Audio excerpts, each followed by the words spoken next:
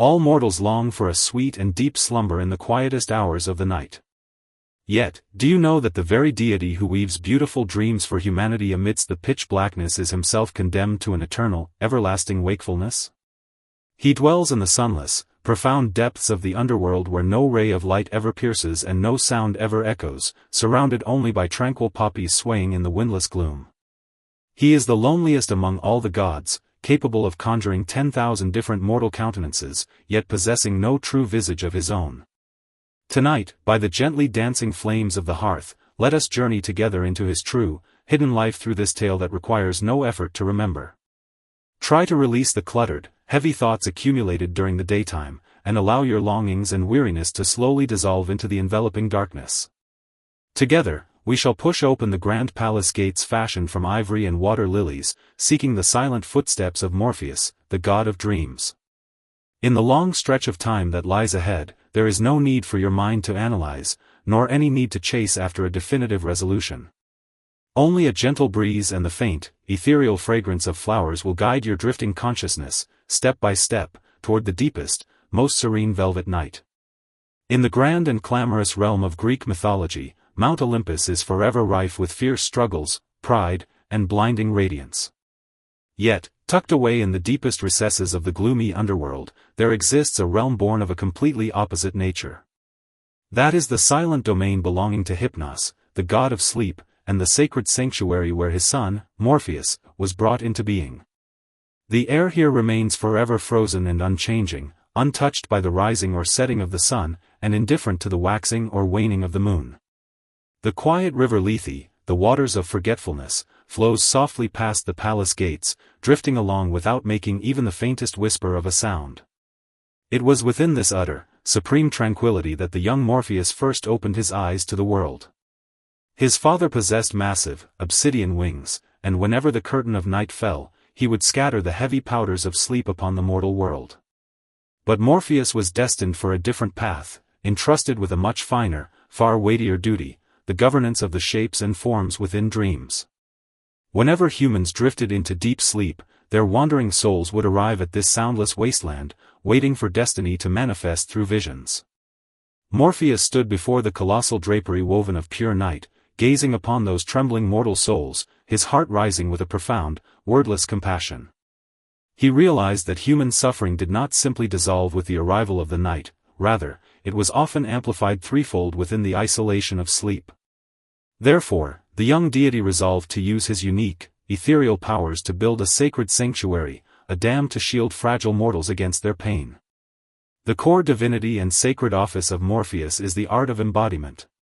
In ancient Greek, his very name carries the meaning of the shaper, signifying his absolute power to freely alter his features, voice, and gait.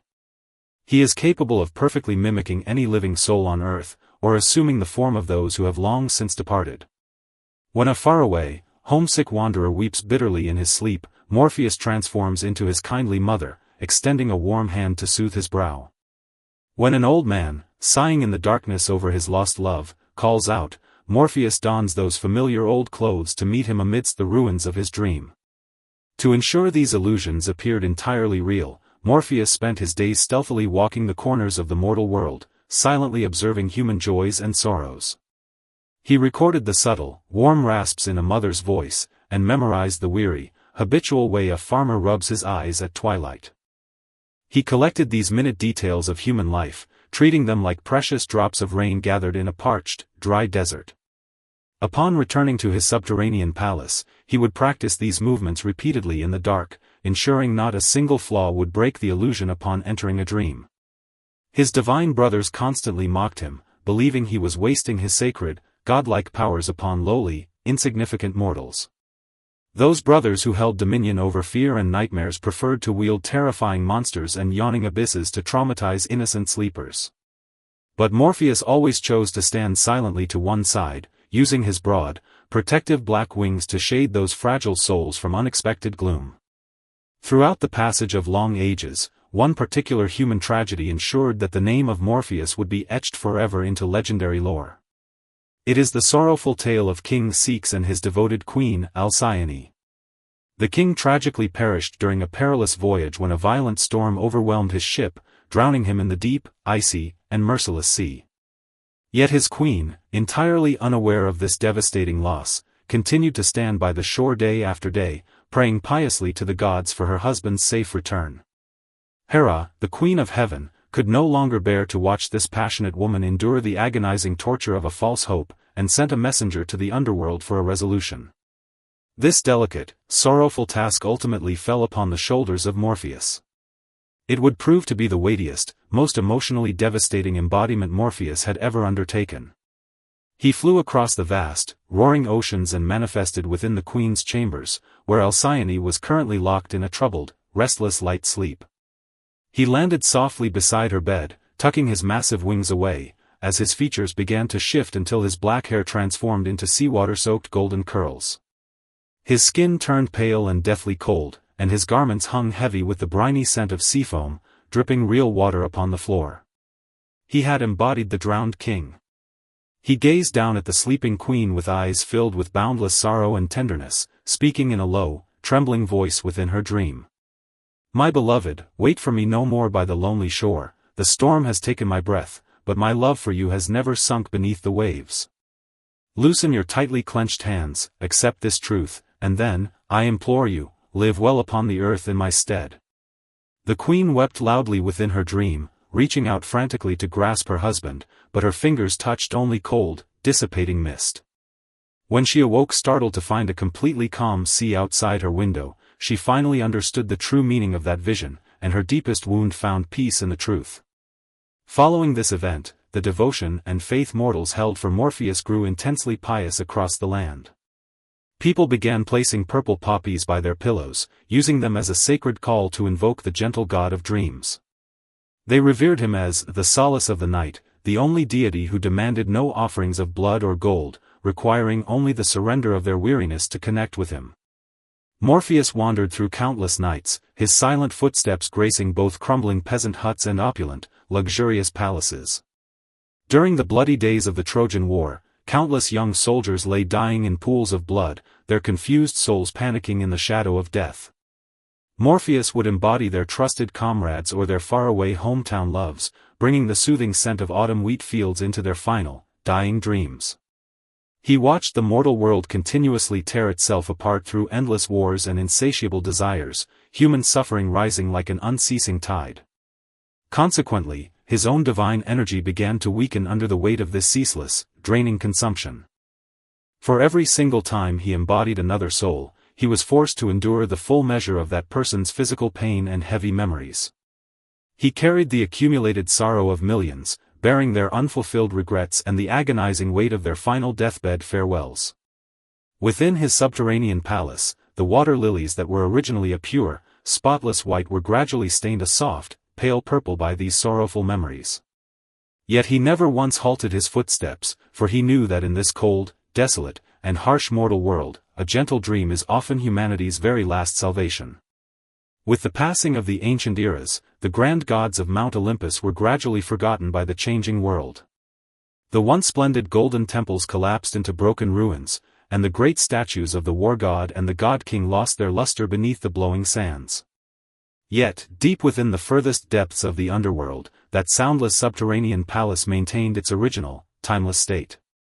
The quiet waters of Lethe continue to flow in absolute silence, and the poppies scatter their hypnotic, fragrant eternity into the dim air. Morpheus sits upon his throne woven of pure night, his massive black wings now laden with the fine dust of time. Humans no longer offer prayers to him, and poppies are rarely seen by bedsides, replaced by complex machines and potent drugs used to force the body into sleep.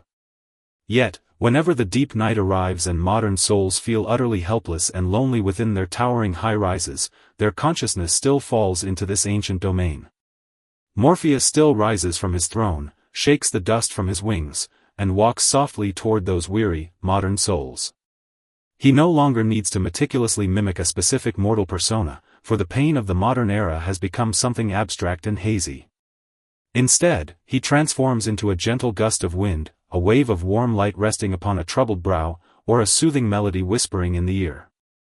In this hidden, infinitely gentler manner, he continues to fulfill the sacred promise he made millions of years ago. In this hurried, breathless modern era, he has become the safest shadow, encompassing all the fragility and tears humans refuse to show the light of day. As this tale draws to its close, the clamorous, chaotic world outside seems to have drifted far into the distance. The gentle god of dreams who dwells deep underground is perhaps, at this very moment, unfurling his broad black wings to softly shelter the room where you rest. He does not require you to remember his name, nor does he need you to know his ancient legends. He desires only that, within this night, you find true peace. The river Lethe past the palace gates flows on in absolute silence, carrying away your daytime anxiety, restlessness, and all your helpless confusion. The surrounding poppies bloom in quiet majesty, releasing a steady, comforting fragrance that coaxes your breathing to become lighter and slower.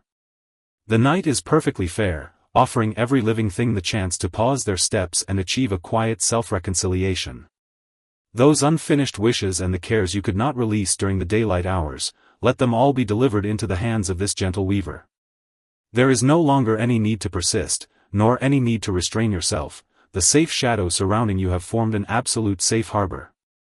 Listen quietly to these last fading sounds, allowing your consciousness to drift like a falling feather, sinking soundlessly into the deepest, serenest depths of a dream. Good night, and may you find the sweetest, most gentle sleep under the safekeeping of Morpheus.